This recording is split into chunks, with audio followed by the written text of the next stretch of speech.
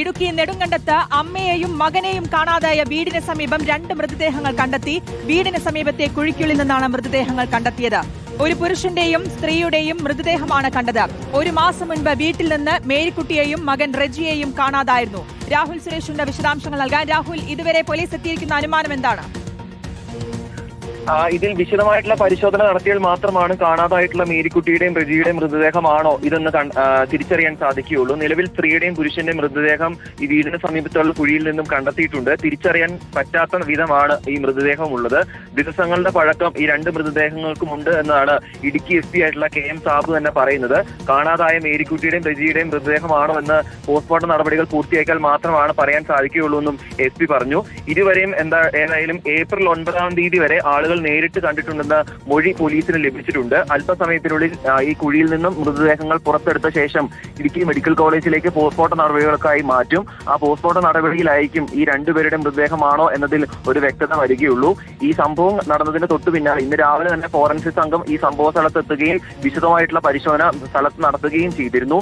ഈ കേസുമായി ബന്ധപ്പെട്ട് നിലവിൽ സജിയെ കേന്ദ്രീകരിച്ചാണ് നിലവിൽ അന്വേഷണം നടക്കുന്നത്. അതായത് ഈ കൊല്ലപ്പെട്ട മേരിയുടെ മകനാണ് സജി. ഈ സജി ഇന്നലെ വൈകിട്ട് വരെ വീട്ടിലുണ്ടായിരുന്നു. പോലീസ് സംഭവ സ്ഥലത്ത് പരിശോധനയ്ക്ക് എത്തിയതിന് പിന്നാലെയാണ് സജി സംഭവ സ്ഥലത്ത് നിന്നും രക്ഷപ്പെടുകയും ചെയ്തിട്ടുള്ളത്. അപ്പോൾ സജി തന്നെയാണോ ഈ കൃത്യം നടത്തിയതെന്ന സംശയത്തിലാണ് പോലീസ് ഉള്ളത്. സജിയുടെ ഫോട്ടോ ഉൾപ്പെടെ പോലീസ് പുറത്തുവിടുകയും ചെയ്തിട്ടുണ്ട്. ഇയാളെ കുറിച്ച് എന്തെങ്കിലും വിവരം ലഭിക്കുകയാണെങ്കിൽ നെടുങ്കണ്ടം പോലീസിനെ വിവരം അറിയിക്കണം എന്നാണ് പറഞ്ഞിരിക്കുന്നത്.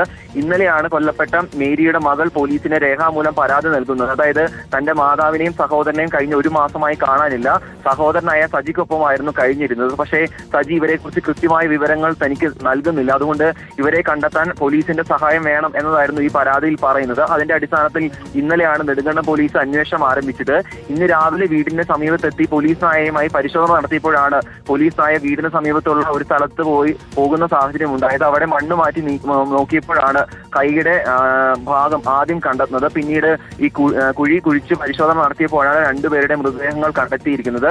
2 പേരുടെ മൃതദേഹം ഒരേ കുഴിയിൽ തന്നെയായിരുന്നു കുഴിച്ചു മൂടിയിരിക്കുന്നതെന്നാണ് പോലീസ് പറയുകയും ചെയ്തത്. എന്തായാലും ഈ മേരിക്കുട്ടിയുടെയും റെജിയുടെയും മൃതദേഹമാണെന്ന് പ്രാഥമികമായി വിലയിരുത്തുന്നു. അതിലിപ്പോൾ പോസ്റ്റ്മോർട്ടം നടപടികൾ പൂർത്തിയാക്കിയിട്ടുണ്ടെങ്കിൽ അതിലൊരു വ്യക്തത വരും എന്നാണ് നമ്മൾ പ്രതീക്ഷിക്കുന്നത്. സംഭവ സ്ഥലത്ത് ഇടുക്കി SP ഉൾപ്പെടെയുള്ള മുതിർന്ന പോലീസ് ഉദ്യോഗസ്ഥർ ഉൾപ്പെടെ പരിശോധന നടത്തുകയും കേസ് അന്വേഷണത്തിന് നേതൃത്വം നൽകുകയും ചെയ്യുന്നുണ്ട്. ശ്രുതി, ശരി, വ്യക്തമാണ്. പ്രാഥമിക നിഗമനത്തിലേക്ക് എത്തിയിട്ടുള്ളൂ. 2 മൃതദേഹങ്ങൾ, ഒരു പുരുഷന്റെയും ഒരു സ്ത്രീയുടെയും മൃതദേഹമാണ് ആ വീട്ടിന് സമീപത്ത് നിന്ന് കണ്ടെത്തിയിരിക്കുന്നത്. മേരിയുടെയും മകൻ റെജിയുടെയും ആണോ എന്ന കാര്യത്തിലൊക്കെ കൃത്യമായിട്ട് ശാസ്ത്രീയമായ പരിശോധനയ്ക്ക് ശേഷമാണ് പോലീസ്. രാഹുൽ സുരേഷാണ് വിശദാംശങ്ങൾ നൽകിയത്.